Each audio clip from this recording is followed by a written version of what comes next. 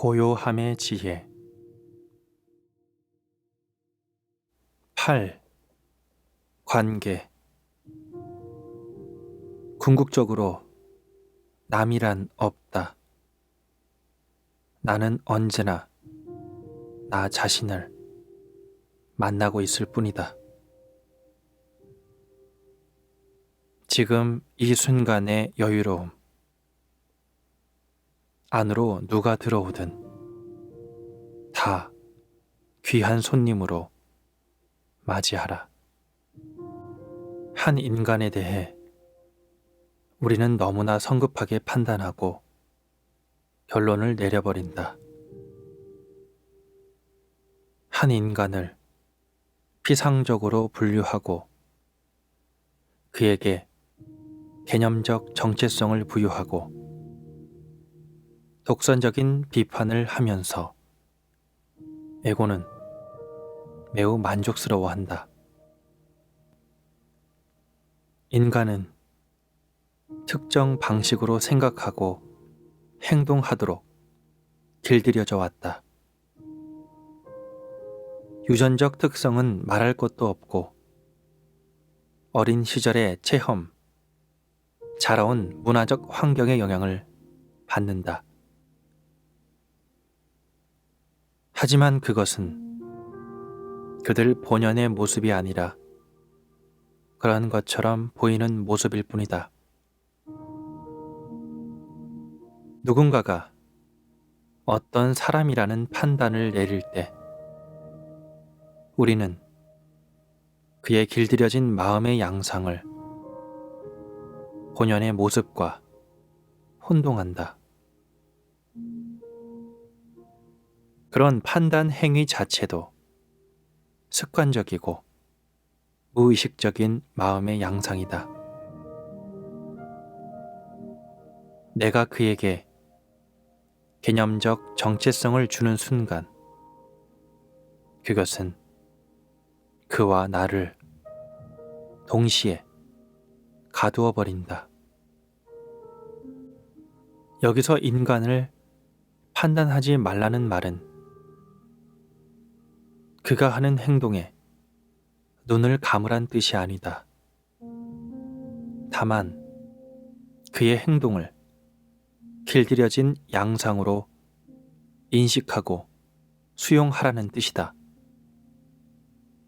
그의 정체성을 그것에만 근거해서 수립하지는 말라는 것이다.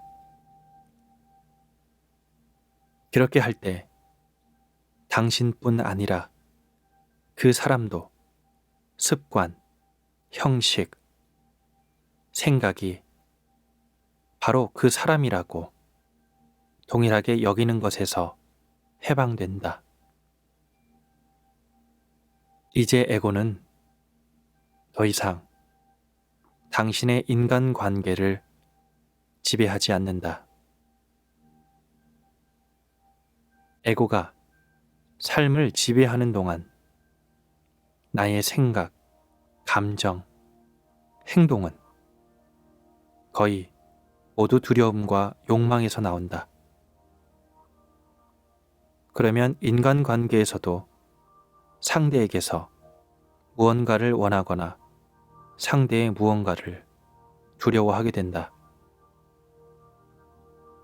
내가 그에게 원하는 것은 인정, 칭찬, 관심, 즐거움과 물질이다. 또는 비교를 통해 내가 더 많이 가졌다. 내가 더 많이 안다는 우위를 점유하여 내가 돋보이는 것이다. 반면 내가 두려워하는 것은 그 사람 때문에 내가 초라해지는 것이다. 지금 이 순간을 목적을 위한 수단이 아니라 전념의 대상으로 삼을 때 에고를 넘어설 수 있다. 남을 깎아 내림으로써 나를 돋보이게 하기 위해 사람들을 이용하려는 무의식적인 충동도 넘어설 수 있다. 내 앞에 있는 사람에게 온 마음을 다 줄 때, 그와 나의 인간관계에서 과거와 미래가 다 사라지고 다만 실제적인 것에만 집중할 수 있다. 누구를 만나든 그와 온전히 함께 할 수 있을 때 그에 대한 개념적 정체성을 넘어서서 두려움과 욕망에 휘둘리는 일 없이 그와 대화할 수 있다. 개념적 정체성이란 그가 누구이고 과거에는 무엇을 했다는 내 나름의 주관적 판단을 말한다. 중요한 것은 전념, 즉 깨어있는 고요함이다. 인간관계에서 두려움과 욕망을 넘어서는 것은 얼마나 멋진 일인가.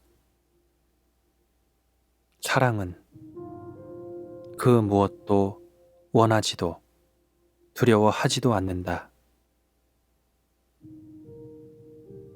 그녀의 과거가 나의 과거이고 그녀의 고통이 나의 고통이며 그녀의 의식 수준이 나의 의식 수준이라면 나도 꼭 그녀처럼 생각하고 행동했을 것이다. 그것을 깨달았을 때 용서와 자비 그리고 평화로움이 온다. 하지만 에고는 이런 말을 듣기 싫어한다. 더 이상 대립하지 않고 독선도 부릴 수 없다면 에고는 힘을 잃어버리고 말기 때문이다. 지금 이 순간의 여유로움. 안으로 누가 들어오든 다 귀한 손님으로 맞이할 때 그가 자신의 모습 그대로 존재하도록 내버려 둘 때 그는 변하기 시작한다. 한 사람을 진정 제대로 알려면 그에 대한 어떤 것도 알 필요가 없다. 그의 과거와 역사, 그의 이야기를 알 필요가 없다. 사람들은 무엇에 대한 암과 개념을 떠난 깊은 알을 혼동한다. 이 두 가지 양식의 알은 서로 차원이 다르다. 전자는 형상 속에 있고 후자는 형상을 떠나 있다. 전자는 생각을 통해서 작용하고 후자는 고요함을 통해서 작용한다. 무엇에 대한 알은 실용적인 목적에 요용하다. 실용적 수준의 일에서는 그것이 필수 불가결한 요소이다. 하지만 인간관계에서 무엇에 대한 알미, 주도권을 잡을 때 삶은 격화되며 심지어 파괴되기까지 한다. 사고와 개념은 인위적인 장벽을 만들어 사람들을 갈라놓는다. 그렇게 되면 사람들의 대화와 교류는 존재가 아니라 생각에 뿌리를 두게 된다. 생각에 장벽이 없을 때 사랑은 자연스럽게 모든 인간관계에 스며든다. 인간의 대화와 교류는 대체로 말을 주고받는 것에 한정되어 있다. 즉 사고의 영역에. 그렇기 때문에 반드시 약간의 고요함이 필요하다. 특히 가까운 관계에는 더욱 필요하다. 고요함이 가져오는 드넓은 공간의 여유로움 없이는 어떤 인간관계도 자라날 수 없다. 그와 함께 자연 속에서 명상하라. 고요한 시간을 함께하라. 그와 자연 속으로 산책을 가고 함께 차 안에 앉아 있으라. 집에 있을 때에도 고요함 속에 함께 있는 것이 익숙하고 편안해야 한다. 고요함은 만들어낼 수 있는 그런 것이 아니며 또 그럴 필요도 없다. 고요함은 이미 여기 존재한다. 다만 소란한 마음이 가리고 있을 뿐이다. 그러니 그저 마음을 열고 고요함을 받아들이기만 하면 된다. 드넓은 고요함이 없다면 인간관계는 생각의 지배를 받아 문제와 갈등에 사로잡히기 쉽다. 하지만 고요함이 있다면 무엇이든 다 끌어안을 수 있다. 인간관계에 고요함을 가져가는 또 다른 방법으로 깊이 듣기가 있다. 누군가의 말에 진정 귀 기울일 때 고요함의 차원이 내면에서 솟아올라 관계의 중심에 자리한다. 하지만 깊이 듣기의 기술을 제대로 습득한 사람은 거의 없다.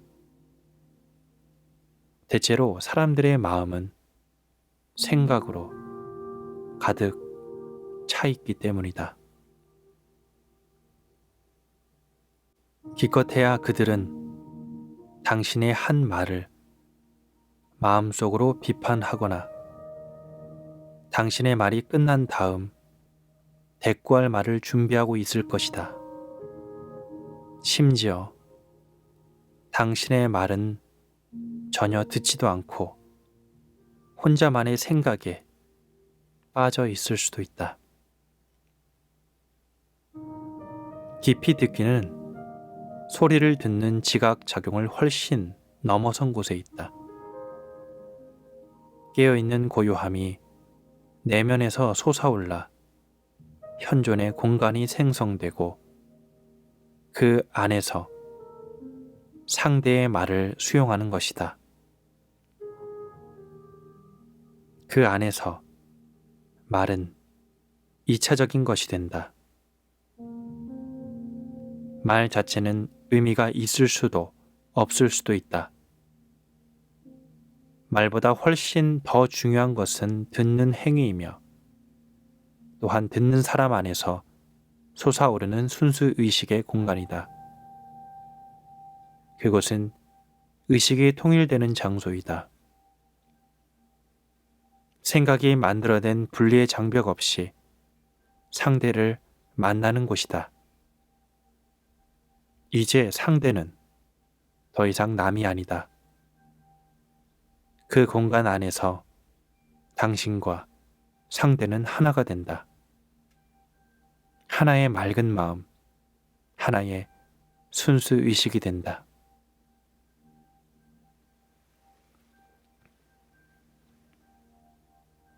당신은 가까운 관계에서 똑같은 일이 자주 되풀이되는 것을 느끼는가? 사소한 의견의 불일치가 종래에는 격한 싸움으로 번져 감정적 고통을 겪는가? 이런 일의 근저에는 에고의 기본적 습관이 깔려 있다. 바로 나는 당연히 옳고 너는 당연히 틀린 것이다. 또한 특정의 사물이나 사람과 주기적으로 대립하는 상황을 만들려는 에고의 습관도 한몫한다. 나와 남을 분리하지 않으면 살아남을 수 없는 것이 에고이기 때문이다. 뿐만 아니라 너 나 없이 모든 인간의 내면에 누적되어 온 감정의 고통이 있다. 이는 개인의 과거에서도 오지만 아주 오랜 옛날부터 인류가 겪어온 집단적 고통의 체험에서도 온다. 내면의 에너지 장인 이 고통의 몸은 때로 우리를 완전히 장악한다. 고통의 몸이 살아가려면 더 많은 감정적 고통이 필요하기 때문이다. 고통의 몸은 우리의 생각을 지배하여 극히 부정적인 것으로 만든다. 부정적 생각과 주파수가 딱 맞는 고통의 몸은 가까운 사람들을 자극하여 부정적 감정이 나오도록 부추긴다. 특히 파트너를 건드려 놓고는 눈앞에 전개되는 고통의 해프닝을 즐긴다. 삶을 너무나 힘들게 만드는 고통의 몸. 내 몸 깊은 곳에 자리한 고통과의 무의식적인 일체화에서 탈피하는 방법은 무엇일까? 알아차리면 된다. 과거의 고통이 내가 아님을 알며 그저 과거의 고통이라는 그 사실을 알아차리면 된다. 고통이 나와 파트너의 내면에서 일어날 때 잘 지켜보라. 무의식적인 일체화를 깨어버리면, 그래서 내 안에서 고통의 움직임을 관찰할 수 있게 되면 고통으로 공급되던 에너지가 차단된다. 그러면 고통의 몸은 조만간 힘을 잃게 된다. 때로 인간관계는 지옥이다. 때로 인간관계는 커다란 정신수행이다. 다른 사람을 보고 큰 사랑을 느낄 때, 자연의 아름다움을 관조할 때, 내면의 무언가가 깊이 감흥한다. 잠시 눈을 감고 그 사랑의 실체를 느껴보라. 나의 본연의 모습, 나의 실체와 분리될 수 없는 내면의 아름다움이 무엇인지 느껴보라. 나의 겉모습은 내면의 나, 실제의 나를 일시적으로 담고 있을 뿐이다. 그러므로 겉모습은 나를 떠나겠지만 사랑과 아름다움은 결코 나를 떠나지 않을 것이다. 나는 사물의 세계와 어떤 관계를 가지고 있나? 나를 둘러싸고 있는 셀 수 없이 많은 물건들, 내가 매일 다루는 물건들과 말이다. 내가 앉는 의자, 글을 쓰는 펜, 차와 컵들은 내게 단지 목적을 이루기 위한 수단일 뿐인가? 나는 가끔씩 아주 잠시라도 그것들에 주목하고 온전히 전념함으로써 그것들의 존재와 삶을 인정해 주는가?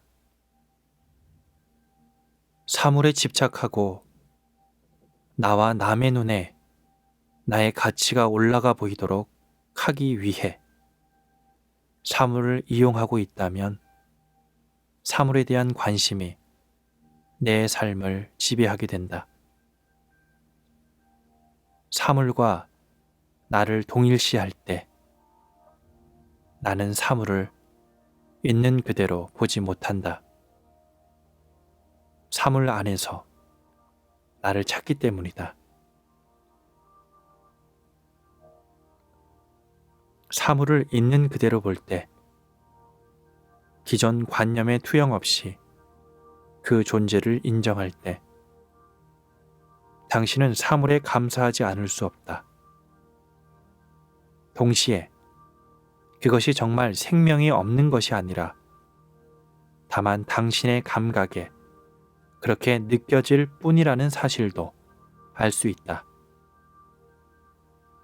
물리학자들은 분자적 차원으로 내려가면 사물의 실체가 진동하는 에너지 장임을 이미 증명했다.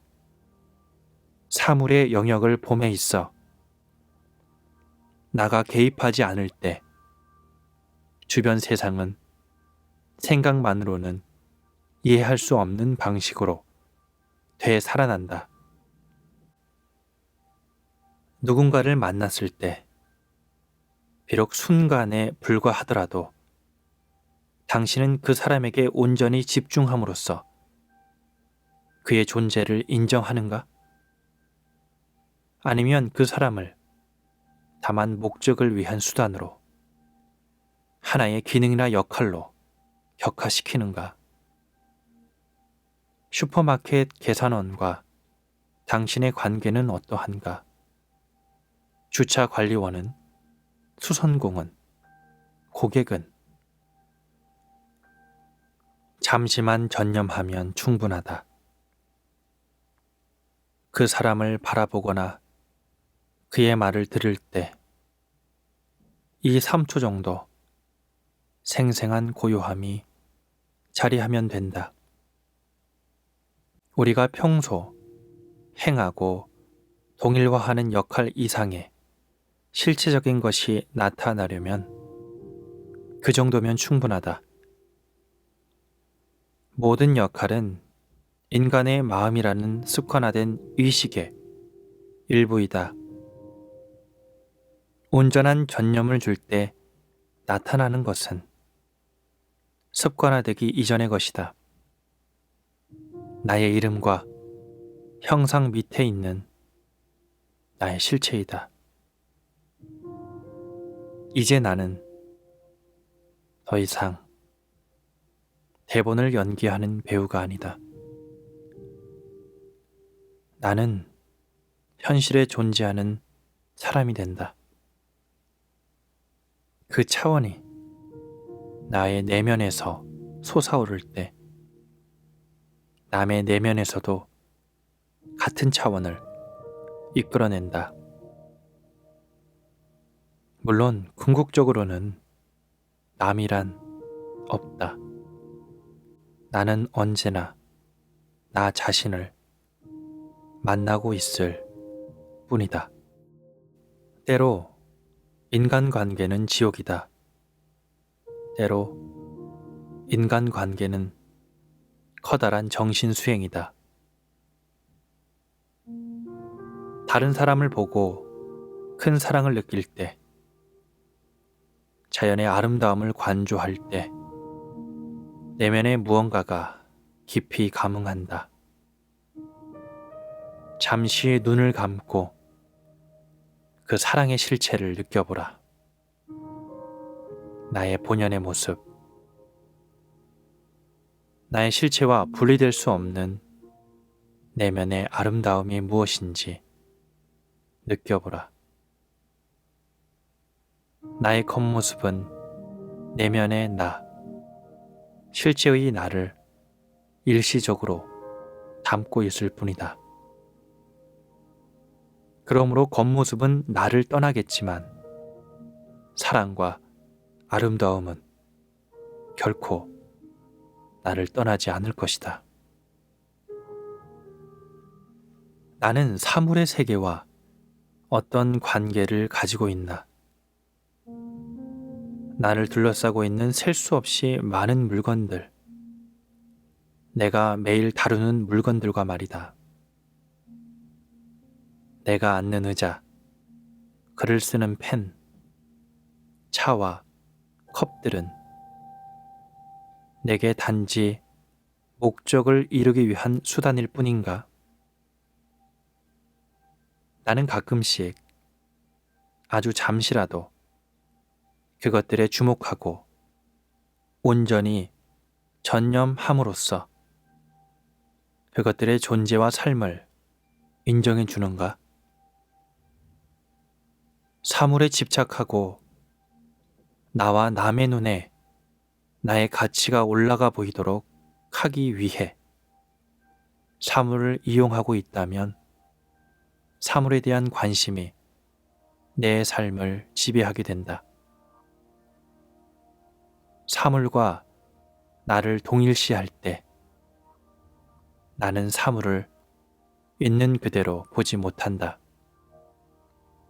사물 안에서 나를 찾기 때문이다. 사물을 있는 그대로 볼 때 기존 관념의 투영 없이 그 존재를 인정할 때 당신은 사물에 감사하지 않을 수 없다. 동시에 그것이 정말 생명이 없는 것이 아니라 다만 당신의 감각에 그렇게 느껴질 뿐이라는 사실도 알 수 있다. 물리학자들은 분자적 차원으로 내려가면 사물의 실체가 진동하는 에너지 장임을 이미 증명했다. 사물의 영역을 봄에 있어 나가 개입하지 않을 때 주변 세상은 생각만으로는 이해할 수 없는 방식으로 되살아난다. 누군가를 만났을 때 비록 순간에 불과하더라도 당신은 그 사람에게 온전히 집중함으로써 그의 존재를 인정하는가? 아니면 그 사람을 다만 목적을 위한 수단으로 하나의 기능이나 역할로 격화시키는가? 슈퍼마켓 계산원과 당신의 관계는 어떠한가? 주차 관리원은, 수선공은, 고객은 잠시만 전념하면 충분하다. 그 사람을 바라보거나 그의 말을 들을 때 이 3초 정도 생생한 고요함이 자리하면 된다. 우리가 평소 행하고 동일화하는 역할 이상의 실체적인 것이 나타나려면 그 정도면 충분하다. 모든 역할은 인간의 마음이라는 습관화된 의식의 일부이다. 온전한 전념을 줄 때 나타나는 것은 습관화되기 이전의 것이다. 나의 이름과 형상 밑에 있는 나의 실체이다. 이제 나는 더 이상 대본을 연기하는 배우가 아니다. 나는 현실에 존재하는 사람이 된다. 그 차원이 나의 내면에서 솟아오를 때 남의 내면에서도 같은 차원을 이끌어낸다. 물론 궁극적으로는 남이란 없다. 나는 언제나 나 자신을 만나고 있을 뿐이다. 아무리 오래된 사고방식 혹은 행동 방식일지라도 증명되지 않은 것을 믿어서는 안 된다. 오늘 모든 사람이 진리라고 받아들이고 묵과한 것이 내일에는 거짓으로 판명될지도 모른다. 들의 단비를 내려줄 구름으로 믿었던 것이 한갓 견해라는 이름의 연기에 지나지 않은 것으로 드러날지 모른다. 노인네들이 불가능하다고 한 일도 여러분은 시도해서 이루어내고 있지 않은가?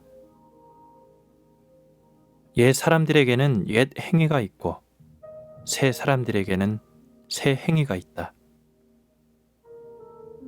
옛 사람들은 새로운 연료로 불을 지피는 방법을 몰랐지만 새 시대의 사람들은 솥 밑에 마른 나무 몇 쪽을 태워서 새처럼 빠르게, 그야말로 노인네들을 치워 죽일 만큼 빠른 속도로 지구를 도는 것이다. 나이 많음이 젊음보다도 더 나은 선생이 될 수 없고, 어쩌면 그보다 못하다고 할 수 있는 것은 나이 먹는 과정에서 얻는 것보다 잃는 것이 더 많기 때문이다. 아무리 현명한 사람이라도 인생의 과정에서 절대적으로 가치가 있는 무언가를 배우지는 못했을 것이라고 나는 생각한다. 실제로 늙은이들은 젊은이들에게 줄 만한 중요한 충고의 말을 갖지 못하고 있다. 왜냐하면 그들의 경험은 부분적인 것에 지나지 않으며 그들의 인생은 처참한 실패로 끝났기 때문이다. 그런데 그들은 이러한 실패가 개인적인 사유 때문이었다고 믿는 것 같다. 그들은 자신들의 쓰디쓴 경험에도 다수의 신념이 남아있는 것처럼 보인다. 그러나 그들은 이제 예전처럼 젊지 않다. 나는 이 세상에 태어나 30여 년을 살아왔으니까 아직까지 인생의 선배들로부터 유익한 가르침이나 진심에서 우러난 충고 한마디를 들어본 적이 없다. 그들은 내게 도움이 되는 이야기는 아무것도 해주지 않았으며 아마 해주려 해도 해줄 수 없었는지 모른다. 여기에 인생이라고 하는 내가 그 대부분을 겪어보지 않은 하나의 실험이 있다. 인생의 선배들이 그것을 이미 겪었다는 것이 내게는 별로 도움이 되지 않는다. 내가 앞으로 어떤 가치 있는 경험을 하게 되더라도 나에게 조언해줄 위치에 있는 사람들이 그것에 대해서 아무런 이야기도 해주지 않았다는 회상을 하게 될 것이 틀림없다. 한 농부는 내게 이렇게 말한다. 채소만 먹고는 못 삽니다. 뼈가 될 만한 성분이 하나도 없거든요. 그래서 자기 몸에 뼈의 원료를 공급해줄 원료를 공급하는데 정성껏 하루의 일부분을 바친다. 농부는 이런 말을 하는 동안에도 줄곧 소 뒤를 따라다니는데 그 소인즉 풀만 먹고 자란 뼈를 갖고서도 온갖 장애물을 해치면서 농부와 그의 육중한 쟁기를 끌고 있다. 어떤 물건은 노인과 병자들 사이에서 없어서는 안 되는 필수품이다. 그러나 그 물건이 다른 사람에게는 사치품에 지나지 않으며 어떤 사람들의 눈에는 인간 생활의 모든 영역을 그 높고 낮음에 관계없이 모든 일들을 다 해결해 놓은 것으로 보일 수도 있다. 영국의 저술가 이블린의 말에 의하면 현명한 솔로몬 왕은 나무와 나무의 간격까지도 법령으로 규정했으며 로마의 집정관들은 백성들이 이웃 사람들의 토지에 들어가 땅에 떨어진 도토리를 집어오는 것이 몇 번까지 허용되며 주인의 몫은 얼마인지를 정해놓았다고 한다. 또한 히포크라테스는 손톱을 자르는 법까지 후세에 남겨놓았다. 그는 손톱은 손가락 끝에 맞추어 자를 것이며 더 길거나 짧지 않도록 해야 한다고 했다.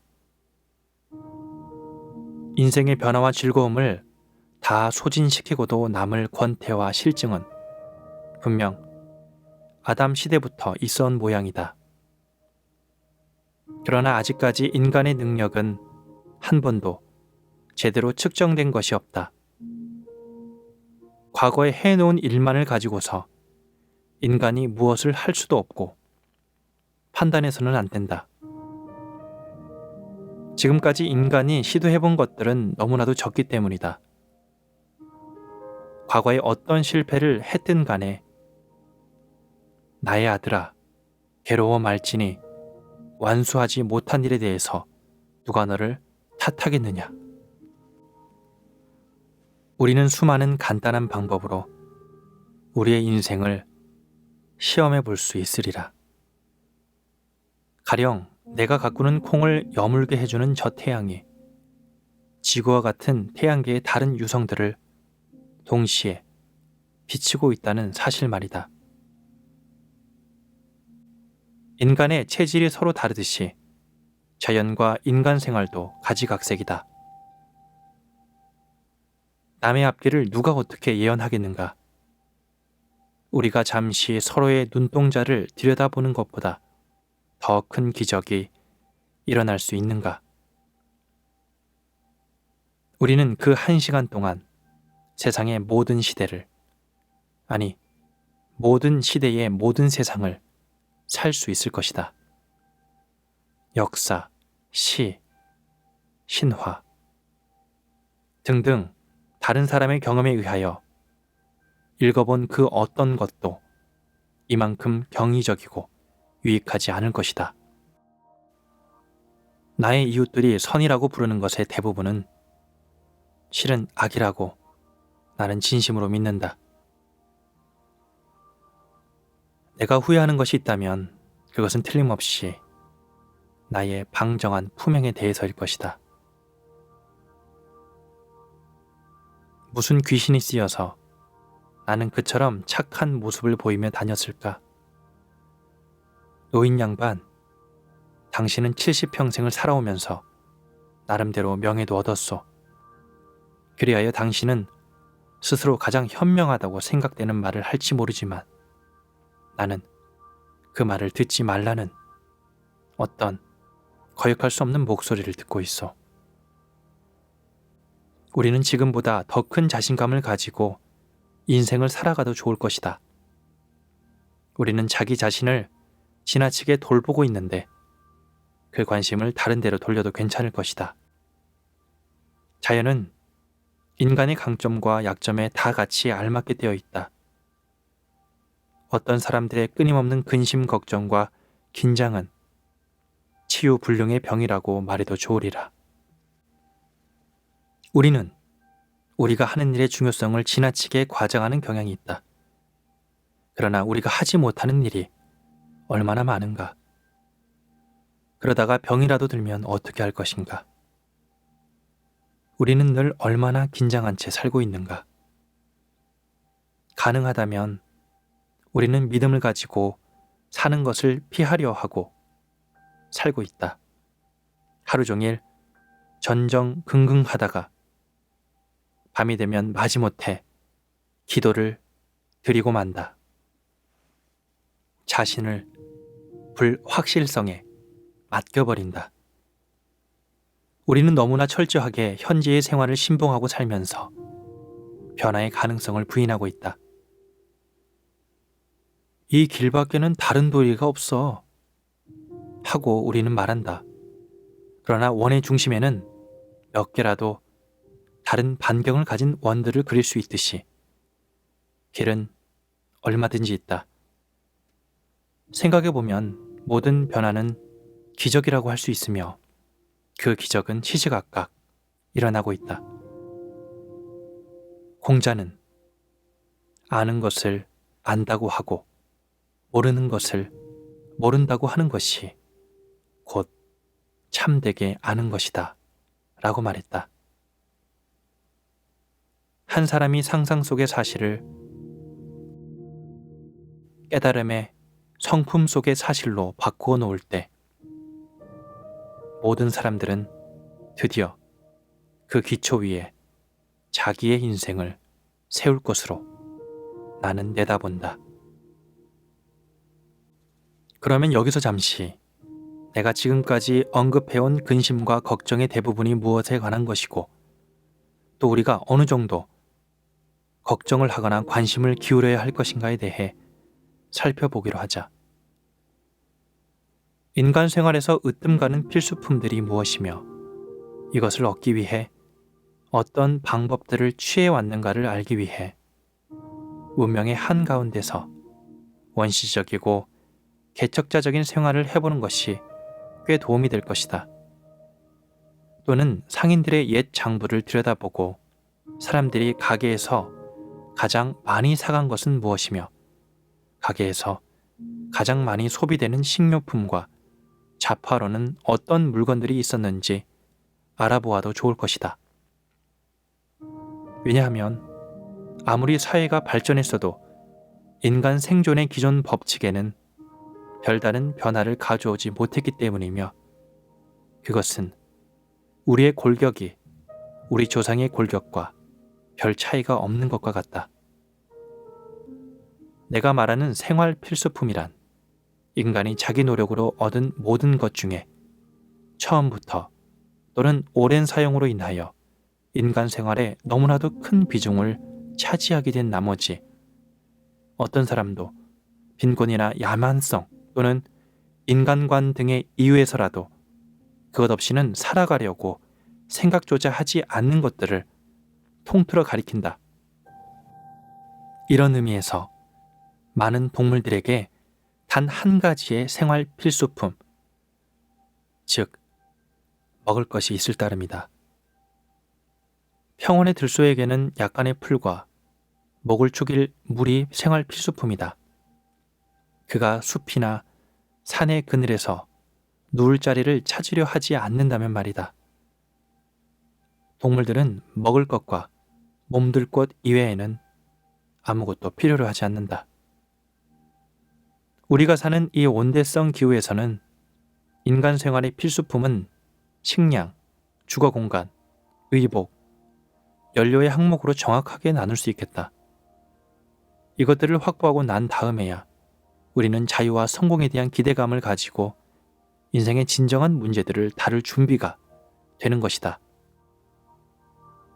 인간은 주택뿐만 아니라 의복과 가공된 음식을 고안해냈다. 그리고 불의 따뜻함을 우연히 발견하고 그것을 계속 사용함으로써 처음에는 사치품이었던 것이 나중에는 그 옆에서 쬐고 있어야 하는 현재와 같은 필요성이 생겼으리라. 박물학자 다윈은 티엘라 델프 에고 섬의 원주민에 대해서 이렇게 말하고 있다. 그의 일행은 옷을 두툼히 입고 불 옆에 앉아 있어도 추위를 타고 있는데 반해 이곳에 벌거벗은 원주민들은 불가에서 멀리 떨어져 있어도 너무 더워서 땀을 뻘뻘 흘리고 있는 모습에 놀라움을 금치 못했다는 것이다. 이 야만인의 강건함과 문명인의 지능을 겸비하는 것은 과연 불가능한 일일까?